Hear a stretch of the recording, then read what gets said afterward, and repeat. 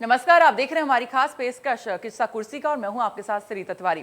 UP की सियासत ना चाहते हुए पूर्वांचल पर आकर टिक गई है। 2022 के रण को देखकर अब ऐसा लगने लगा है कि सरकार बनाने की जुगत में लगी सभी पार्टियों को अब पूर्वांचल से ही आस है। और इसीलिए जहां एक और बीजेपी पूर्वांचल एक्सप्रेसवे को भुनाने में लगी हुई है, तो वहीं अखिलेश भी काफी करीब से पूर्वांचल पर नजर बनाए हुए हैं और साथ ही साथ रणनीति बनाने में जुटे हुए हैं। और इसीलिए अखिलेश चुनावी यात्रा को गाजीपुर से लेकर निकले हैं। लेकिन जहां एक और अखिलेश यादव चुनावी माहौल बनाने में जुटे हैं, वहीं बीजेपी ने चुनाव से पहले समाजवादी पार्टी को बड़ा झटका दिया है, जिससे इतना तय है कि यूपी में चुनावी तपिश और बढ़ने वाली है।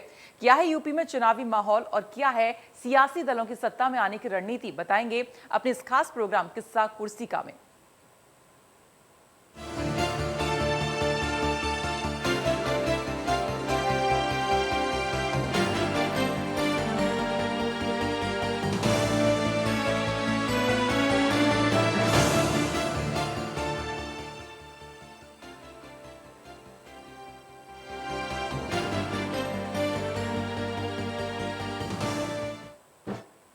यूपी में 2022 के रण क्षेत्र में सभी पार्टी अब ताल ठोक रहे हैं, लेकिन इन सबके बीच अब राजनेताओं भी भौड़ दौड़ उनकी शुरू हो चुकी है। मतलब है कि अब सभी नेता अपना सुरक्षित स्थान ढूंढने में लगे हुए हैं और इस वक्त सभी नेताओं को बीजेपी में सबसे सुरक्षित स्थान दिख रहा है। और इसलिए बीजेपी ने सपा को चुनाव से पहले झटका देते हुए हिसाब बराबर कर लिया है। आखिर क्या है एसपी और बीजेपी के बीच चुनावी गुणाभाग, देखिए इस खास रिपोर्ट में।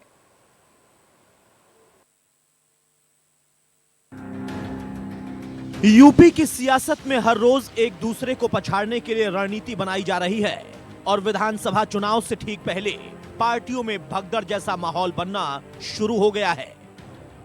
इसी कड़ी में चुनावी तारीख के ऐलान से ठीक पहले बीजेपी ने समाजवादी पार्टी को बड़ा झटका दिया है। जहां एक ओर अखिलेश यादव लगातार समाजवादी पार्टी के पक्ष में सियासी माहौल बनाने में जुटे हैं, वहीं सपा के 4 एमएलसी यूं ही पार्टी छोड़कर भाजपा में शामिल हो गए। इससे अखिलेश यादव के लिए एक बड़ा झटका माना जा रहा है। कौन कौन बीजेपी में हुए शामिल?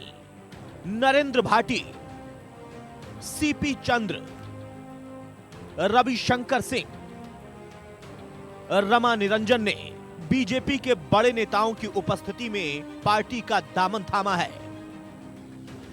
उत्तर प्रदेश में अगले साल होने वाले विधानसभा चुनाव के मद्देनजर राजनीतिक दलों के बीच एक दूसरे के संगठन में सेंध लगाने, विधायकों को तोड़कर पार्टी ज्वाइन कराने का सिलसिला तेज हो गया है।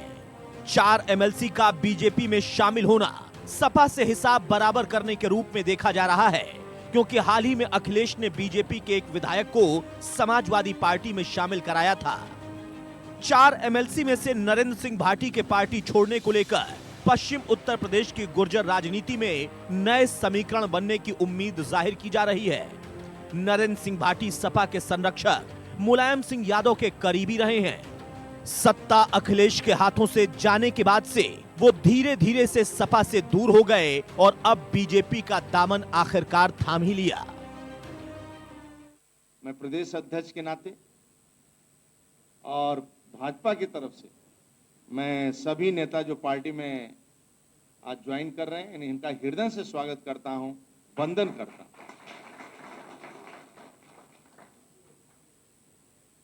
आज नींद नहीं आएगी अखिलेश यादव।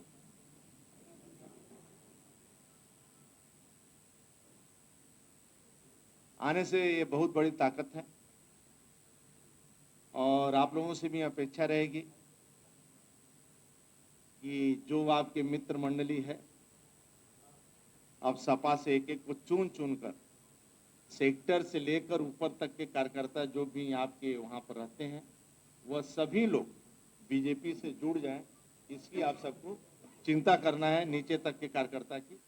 सम्राट मिहिर भोज प्रतिमा के विवाद के चलते पश्चिम उत्तर प्रदेश में इन दिनों गुर्जर राजनीति गरमाई हुई है और किसान आंदोलन के चलते पश्चिम उत्तर प्रदेश में इस वक्त इस बात का अंदाजा लगाना कठिन है कि इस क्षेत्र के वोटर किसके पक्ष में वोट करने जा रहे हैं। अब तक ये अनुमान लगाया जा रहा था कि पश्चिम उत्तर प्रदेश में 2017 के मुकाबले बीजेपी को कुछ नुकसान हो सकता है, लेकिन नरेंद्र सिंह भाटी के बीजेपी में शामिल होने से इस क्षेत्र का चुनावी समीकरण बदल सकता है। राजनीतिक क्षेत्र में आप काम करते हैं तो दल के ऊपर सोचना चाहिए। पार्टी के लिए काम करे, बुरा नहीं है, लेकिन कोरोना के महामारी में जिस समय मजदूर प्रवासी सड़कों पर निकले थे और पैदल निकल रहे थे, उस समय आप निकल लिए होते। भारतीय जनता पार्टी के गरीब से गरीब कार्यकर्ता अपने खेत से खीरा, ककड़ी और घर से लैया चना लेकर उस मजदूर को एक्सप्रेस हाईवे, नेशनल हाईवे पर जाता था बांटने के लिए। आप भी निकलते, आपके भी कार्यकर्ता निकलते। आदरणीय राष्ट्रीय अध्यक्ष के नेतृत्व में, उनकी प्रेरणा से लोग निकलते थे। आप गरीबों की सेवा करने के लिए आए हैं, और यदि कमर दर्द कर रहा, पेट दर्द कर रहा, तो आराम करो, क्यों कष्ट कर रहे हैं? चुनाव से पहले नेता सुरक्षित ठिकाने की तलाश में जुट गए हैं। ऐसे में नेताओं की पहली पसंद बीजेपी बन रही है, क्योंकि उन्हें सत्ता में रहने का सियासी फायदा मिलने की उम्मीद है। और बीजेपी की भी यही रणनीति है कि उन कद्दावर नेताओं को अपने पक्ष में लाया जाए, जो 2022 में बीजेपी को अलग अलग क्षेत्रों में फायदा पहुंचा सके। इनको लगता है कि आज देश और राज्य सुरक्षित है, आदरणीय मोदी जी के नेतृत्व में, आदरणीय योगी जी के नेतृत्व में, और कानून का राज है। और जहां कानून का राज होता है वहीं शांति होती है, और जहां शांति है वहीं विकास होता है। आज अपने को राज्य सुरक्षित महसूस करता है, इसलिए सभी लोग सपा बसपा छोड़कर भारतीय जनता पार्टी की ओर देख रहे हैं और पार्टी में शामिल हो रहे हैं। और उसी आज आदरणीय मोदी जी, आदरणीय योगी जी, आप कल्पना करो मित्रों, दुनिया का कोई प्रधानमंत्री पहली बार त्रिकुट लगाकर और कंठी माला पहनकर पशुपतिनाथ के मंदिर से निकलता है और भारत की संस्कृति और सभ्यता क्या है उसका परिचय करवाता है। चुनावी रथ पर सवार होकर यूपी को मथने निकले अखिलेश को बीजेपी का ये झटका ही काफी है, या फिर चुनाव से पहले समाजवादी पार्टी को बीजेपी का ये झटका सिर्फ छोटा झटका है? Bureau report, India news, Uttar Pradesh, Uttarakhand. Purvanchal में इस वक्त सियासी माहौल बिल्कुल गर्म है। सभी पार्टी के दिग्गज नेता पूर्वांचल में डेरा डाले हुए हैं। वहीं बीजेपी पूर्वांचल को अभेद्य किला बनाने में जुटी हुई है, लेकिन अब अखिलेश ने पूर्वांचल में एंट्री कर सियासत को एक अलग ही रंग दे दिया है। जहां अखिलेश पूर्वांचल से चुनावी यात्रा की शुरुआत कर रहे हैं, तो वहीं वो साथ साथ बीजेपी के इस किले में सेंधमारी की जुगत में लगे हुए हैं।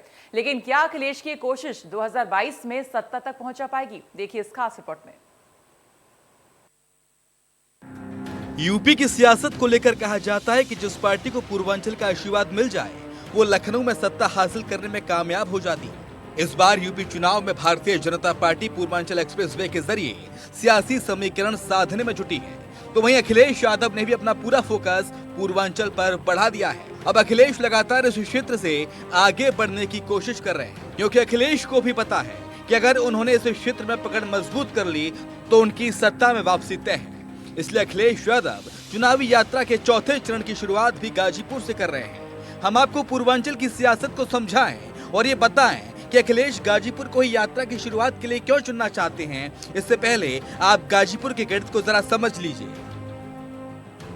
क्यों खास है गाजीपुर? गाजीपुर में 7 विधानसभा सीट है। 2017 में 5 सीटों पर भाजपा और 2 पर सपा जीती। 2012 में 6 सीट पर सपा को कामयाबी मिली थी।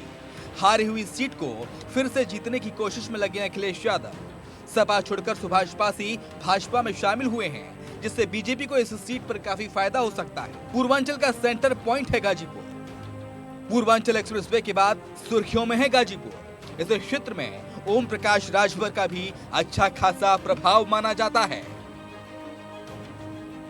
गाजीपुर समेत पूर्वांचल की महत्ता को समझाते हुए अब अखिलेश गाजीपुर से लखनऊ तक चुनावी यात्रा पर निकले हुए हैं। वहीं अखिलेश पूर्वांचल एक्सप्रेसवे को लेकर भी योगी सरकार को निशाने पर ले रहे हैं। मंगलवार को जब प्रधानमंत्री ने एक्सप्रेसवे का उद्घाटन किया था, वहीं अखिलेश ने पूर्वांचल एक्सप्रेसवे को लेकर अपना दावा ठोका था। अब अखिलेश उसी पूर्वांचल के रास्ते लखनऊ के लिए चुनावी यात्रा पर निकले हैं। अब इस गाजीपुर के बॉर्डर से लेकर के दिल्ली के गाजीपुर बॉर्डर तक सफर आसान होगा, और जिस समय समाजवादी पूर्वांचल एक्सप्रेसवे को शिलान्यास करने से पहले समाजवादी पार्टी और मैंने ये कहा था कि जिस तरीके से रफ्तार बढ़ती है और रफ्तार के बढ़ने से अर्थव्यवस्था बढ़ती है।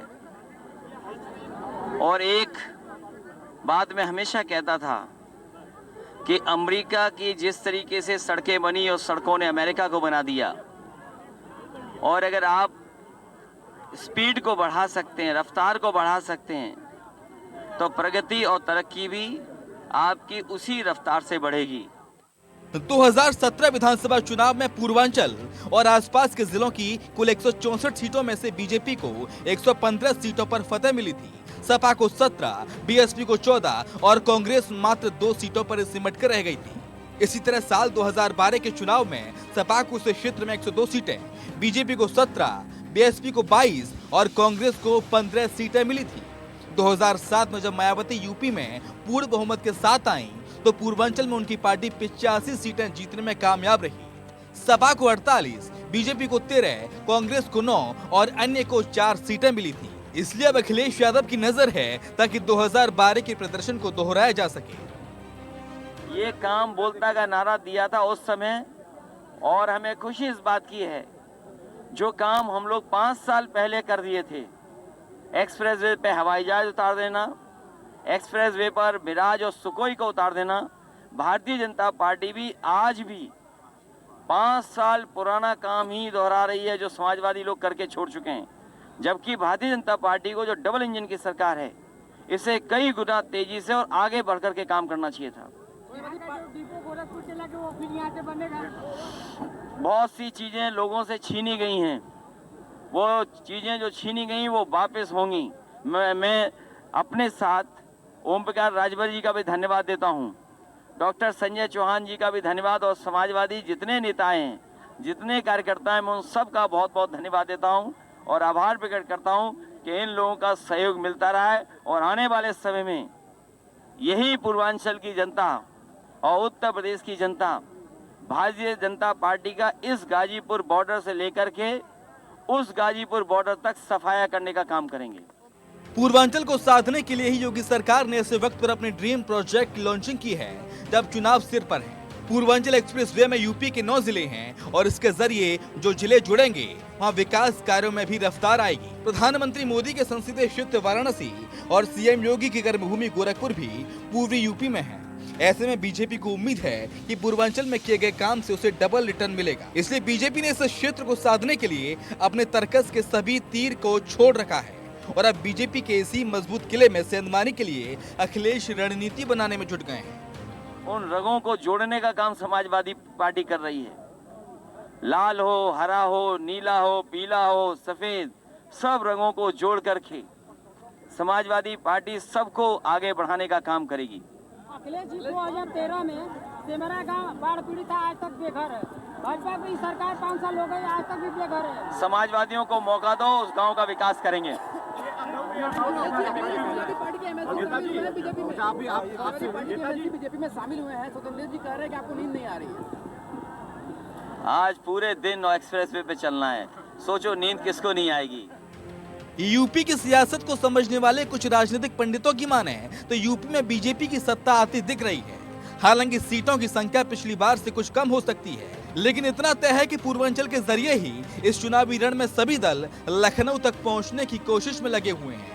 तो क्या 2022 में पूर्वांचल की ही मिट्टी सत्ता तक पहुंचाने का रास्ता बनाएगी? Bureau report, India news, Uttar Pradesh, Uttarakhand.